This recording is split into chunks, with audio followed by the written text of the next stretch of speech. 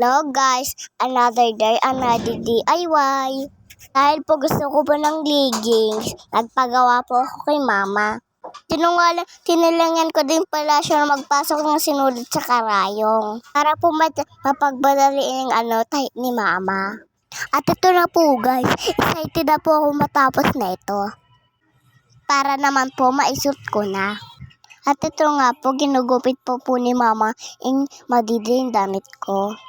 Tapos na po kami sa leggings, damit naman po yung susunod. Wow! Sana fix sa akin para naman mas sexy ako. At ito na nga ako, tinatanong ko na si mama kasi excited. Sinabihan na po ako ni mama na maligo na ako. Dapat na daw po matapos yung damit ko. At ito na nga po. Tapos na po. Tignan nyo po.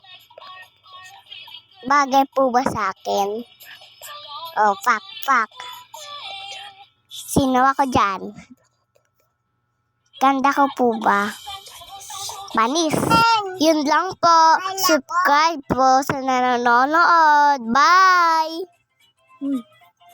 Please share, follow. Salamat po.